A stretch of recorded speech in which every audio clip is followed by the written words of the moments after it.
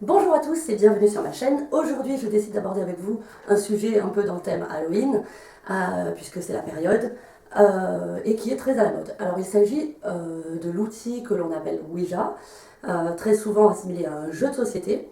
Alors, je vais vous parler de mon point de vue, évidemment, comme d'habitude. C'est ce que moi je pense, ça ne veut pas dire que c'est l'absolue vérité, c'est ce que moi j'ai pu avoir comme expérience avec cet outil-là. Donc je voudrais chasser les préjugés sur le Ouija est dangereux.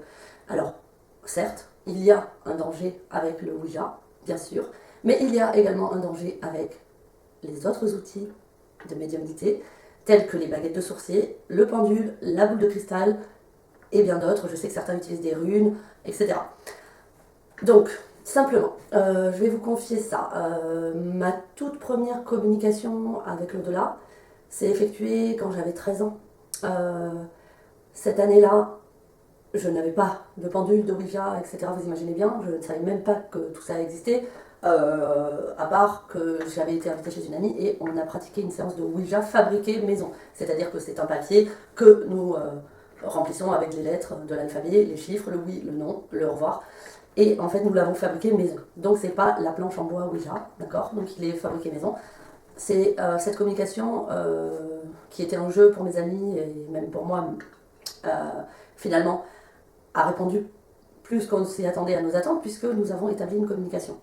Nous avons établi une communication avec quelqu'un que nous connaissions, pas avec n'importe qui. Donc ça a été très choquant. Nous étions des préadolescentes, donc à 12 ans, on n'encaisse pas les choses comme à 20 ans ou à 30 ans ou à 40 ans et plus.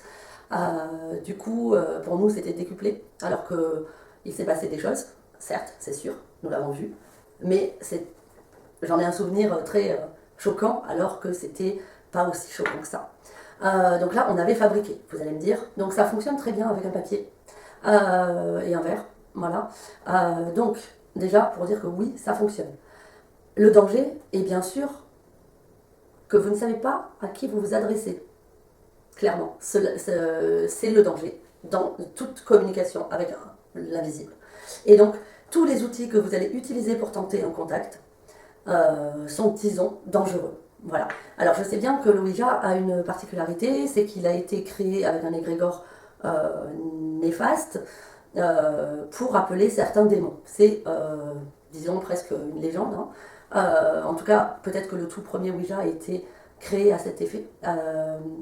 Mais je ne peux pas l'affirmer, j'en sais rien. Voilà, je ne m'y connais pas suffisamment pour parler de ça, de sa création. À partir du moment où il y a eu des choses qui se sont passées, ça a créé pas mal d'effusions, de rumeurs, de il s'est passé ça, etc. C'est devenu une légende. Une légende et ça a créé de l'engouement pour les gens, ça a inspiré des films d'horreur et ça a donné envie aux gens de s'amuser et de se moquer de cet objet, ce qui a créé la commercialisation de la planche Ouija sous forme de jeu de société. Alors bon, c'est déjà assez surprenant cette histoire-là parce que vendre un outil de communication comme un jeu de société, c'est très choquant puisqu'un jeu de société s'adresse à des enfants et des adolescents majoritairement plutôt qu'à des adultes. Donc déjà, c'est déjà assez fou, enfin moi je trouve. Et donc j'ai pratiqué déjà la Ouija pour des communications, attention, avec une certaine expérience hein, de médium, dans un cadre sécurisé, protégé, voilà. Déjà, c'est ce que je voulais dire dans un premier temps. Dans un deuxième temps, je vais vous dire que j'ai utilisé l'Ouija de façon à chaque fois fabriquée. Quand j'en ai eu l'utilité parce que le défunt ne parvenait pas à communiquer par le biais de l'écriture automatique, par le biais de l'écriture intuitive, par le biais de la clairaudience ou des visions, mais c'était des défunts qui arrivaient à déplacer un petit peu des objets, mais de façon très légère. C'est pour ça que j'ai fabriqué une planche Ouija maison, donc un stylo, du papier, et ça a très bien fonctionné. Ça a permis d'aider ce défunt, par exemple, dans sa communication. Ce n'est pas j'appelle n'importe qui, je suis avec un défunt qui est déjà là et qui me sollicite déjà pour une aide. Sauf que en termes d'énergie, on a cherché un moyen et ça a été celui-ci qui s'est retrouvé efficace pour lui. Voilà, dans un contexte, vous voyez, qui est très différent. Je ne suis pas dans un jeu, je ne suis pas en train de tester les choses et de me dire ah, je m'amuse, pas du tout. Je suis dans un cadre très sérieux où je fais tout simplement ce que je fais quotidiennement, à savoir aider des défunts à la communication pour pouvoir écouter ce qu'ils ont à me dire et pour pouvoir les aider s'ils ont besoin d'un passage. Voilà, donc là, j'avais besoin de dire tout ça, parce que j'ai aussi expérimenté cette année, voilà, c'était la première fois, une planche Ouija du coup en bois, hein, avec donc ce qu'on appelle la goutte pour déplacer sur la planche. Alors c'est vrai que c'est intriguant, c'est mystérieux, ça donne envie de toucher cet objet. J'ai eu l'occasion de tester l'objet réel, on va dire, en direct, avec Asmo Paranormal, qu'il a d'ailleurs publié sur sa chaîne. Et effectivement, nous avons fait des expériences pour montrer que les supports généralement fonctionnent avec moi, que je les ai déjà utilisés ou non. Cela fonctionne. Tout simplement parce que, revenons toujours à la base, un médium est un canal entre les vivants et les morts. Donc, je suis médium et donc on me canalise pour... Voilà. Donc, on était parti pour faire une enquête qui n'a pas pu aboutir et donc on a décidé de faire des expériences avec du matériel pour faire des tests et voir comment cela se passait entre les personnes présentes qui ne sont pas médiums et qui utilisent cet objet et les personnes médiums comme moi et la deuxième médium de mon équipe pour voir comment cela se passait avec nous, voir la différence, voir comment ça se passe, voir comment on utilise cet outil en communication de façon très sérieuse, toujours en étant bien sûr protégé. Alors attention parce que dans la vidéo d'Asmo, on peut croire que c'est n'importe quoi, on ne fait pas les choses correctement, alors que si on les a fait correctement, on vous montre des extraits qui durent dans les 15 secondes, ce n'est pas la séance complète, on vous montre que des petits moments, comme ça, des petites bribes. Voilà, donc j'ai pu constater que la planche Ouija, c'est très joli déjà, c'est joli, ça fait une belle déco aussi, et au début, bon, je me suis dit, je vais tout simplement essayer. Alors finalement, je me suis retrouvée très stressée devant cet objet, très stressée parce que j'ai été filmée par plusieurs caméras et tout le monde attendait et j'avais l'impression d'être à un spectacle devant des tonnes de personnes et c'était un peu stressant pour moi, j'ai pas l'habitude. Et du coup j'étais très stressée, donc je tremblais comme une feuille, donc j'avais la main vraiment qui tressautait vraiment sur la goutte de la Ouija et j'avais du mal à me calmer. Donc pendant, ça c'est évidemment pas montré, mais pendant environ 15 minutes, j'arrête pas de dire c'est moi qui bouge, pour préciser aux autres que la goutte bouge pas toute seule, c'est moi qui la fais bouger, avec justement ce qu'on appelle un mouvement idéomoteur, hein, inconscient du cerveau, qui fait trépigner votre bras avec la fatigue, qui vous fait un geste qui est complètement incontrôlé.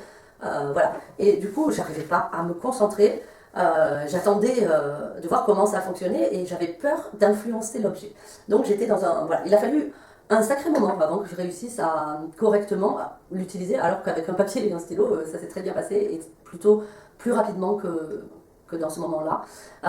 Du coup, il y a eu beaucoup de perte de temps avec ça, et puis on avait peur que l'autre bouge, donc tous ces moments où on se dit c'est toi qui bouge, non c'est toi, attention, tu as bougé, si j'ai vu ton bras bouger, et jusqu'à ce qu'on se dise attends, hop, tout le monde se recentre, tout le monde se concentre sur son doigt, il faut effleurer la goutte et non pas appuyer dessus, et c'est ce qui fait toute la différence.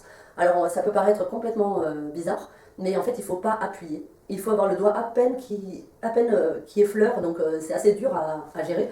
Et puis quand vous y arrivez, quand la goutte se met à bouger, c'est impressionnant. C'est impressionnant, donc honnêtement, on n'y croit pas forcément, on se dit bon, ça peut quand même être l'autre qui fait bouger la goutte, hein. On a toujours ce doute jusqu'à la fin généralement.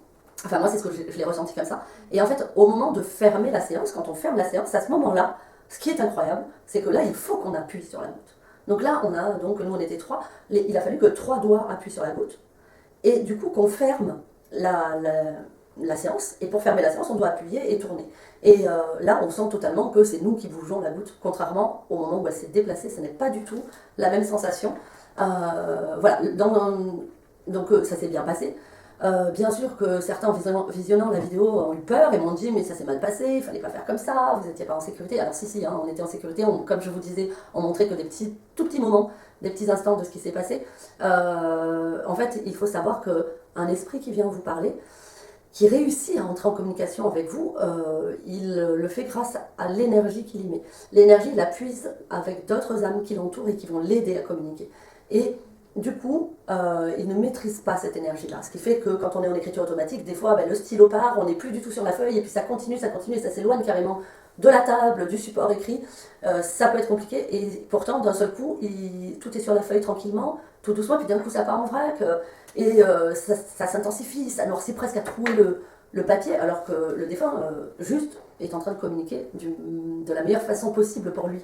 Donc il essaye de canaliser cette énergie, de la maîtriser, et pourtant il n'y arrive pas toujours.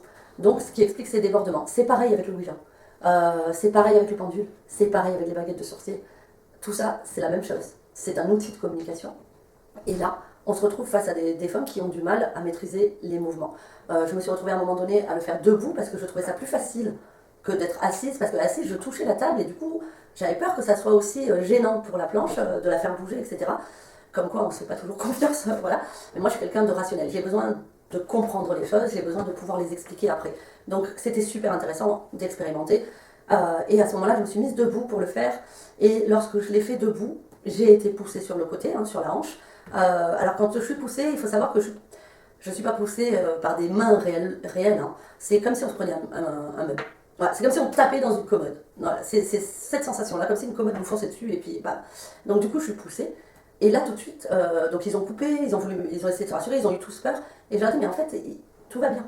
C'est pas, on n'a pas essayé de me taper violemment, on n'a pas essayé de me pousser violemment, mais un défunt qui voudrait tout simplement prendre ma place pour essayer d'utiliser la goutte sur la table, tout simplement en voulant prendre cette place en énergie, en se déplaçant là, sans entrer dans mon corps, a pu, avec son énergie, sans involontairement me pousser. Et il ne peut pas contrôler à ce moment-là la violence de l'énergie déployée. Vous voyez, pas la violence, l'intensité de l'énergie déployée. Et du coup, je me retrouve poussée. En réalité, peut-être que ce défunt voulait juste s'approcher, et qu'en s'approchant, il y a eu cette réaction énergétique qui a créé cela.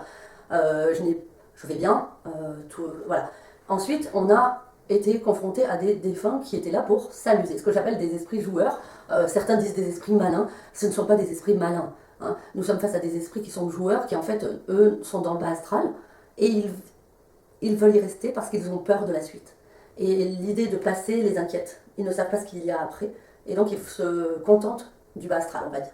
Et généralement, ils se créent des moments dans le bas astral qui sont pour eux des amusements, c'est pour ça que je dis esprit joueur, parce qu'en fait, ils vont se rendre compte qu'ils peuvent interagir avec des humains qui sont réceptifs ou des médiums, et dans ce cas, ils vont s'amuser à leur faire peur, parce qu'eux, ils trouvent ça drôle de voir les réactions humaines à ce moment-là, et donc, ils vont essayer de vous faire peur ou de vous mener en bateau. Donc si dans la journée, vous avez parlé de votre grand-mère décédée, qu'elle vous manque et qu'elle s'appelait Agnès, je dis n'importe quoi, ils peuvent très bien avoir capté ces informations-là et en jouer et vous sortir que ici c'est Agnès qui vous parle, etc. Donc, jusque-là, le danger est très modéré, vous me direz, et ça n'a rien de grave, en fait. C'est de la communication avec de l'invisible, c'est un support qui aide à le faire. Honnêtement, j'ai pas besoin de ce support-là dans mon quotidien. Les rares fois où j'ai eu besoin de me servir de ce type de méthode, en fait, c'est même pas le support, c'est plus la méthode d'écriture avec l'alphabet, etc. Je l'ai fait moi-même avec une feuille et un papier, et ça a été suffisant, la communication s'est établie dans tous les cas. Ce que je veux dire par là, c'est que vous utilisiez un pendule, c'est pareil, vous ne savez pas à qui vous vous adressez. C'est pour ça que je vous conseillerais toujours de faire ce genre de séance avec des médiums, et si possible des médiums spirites, qui vraiment maîtrisent les communications défunts, principalement dans leur quotidien, parce que là, vous ne savez pas à qui vous vous adressez. C'est comme le pendule. Le pendule, moi j'ai mon pendule, quand il est en magnétisme, pas de souci, ça ne risque rien, je fais du magnétisme, donc c'est moi qui contrôle un peu mon pendule. Si je veux lui faire dire oui ou non, je peux totalement le faire. Alors que quand je suis en médiumnité, en communication avec le pendule, ce qui se passe pour le médium, c'est que nous, on peut reconnaître dans la vibration de la chaîne et dans l'intensité qui se trouve dans la pierre, on sait reconnaître généralement la personne à qui on s'adresse tout le temps, qui est généralement un de notre hiérarchie, donc soit un de nos guides, soit un de nos protecteurs. Très souvent, ça se passe comme ça pour les médiums. Et du coup, quand on s'adresse à eux, on sait les reconnaître. Quand il y a quelqu'un d'autre dans notre pendule, on le sent tout de suite parce que ça n'est pas la même vibration, ça n'est pas la même intensité. Et dans ce cas-là, qu'est-ce qu'on fait? Un médium qui est consciencieux va tout simplement dire merci, au revoir et poser son pendule et ne pas l'utiliser puisque ce n'est pas la personne souhaitée dedans. Le danger, c'est que quelqu'un qui n'est pas médium va prendre le pendule et peut-être va sentir une vibration et une intensité dans le pendule, ce qui veut dire que le pendule répond en médiumnité, mais il ne saura pas distinguer qui est cette personne à qui il s'adresse soudain, avec le temps. Et du coup, c'est de l'expérimentation, bien sûr, à long terme, de la pratique. Donc voilà, moi ce que je veux dire, c'est que arrêtez d'avoir peur du Ouija, arrêtez de dire tout et n'importe quoi dessus, arrêtez de croire que ce sont des démons qui viennent vous parler.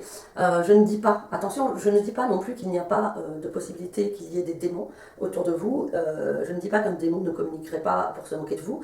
Je ne dis pas ça. Je dis que majoritairement, les accès aux humains en termes de communication, majoritairement, ce sont des âmes tout à fait normales, hein, qui sont soit dans le bas astral, qui essaient de soit se jouer un peu de vous et de se moquer de vous, mais en fait ils sont mesquins, ils rigolent, mais ils ne vous feront rien de mal.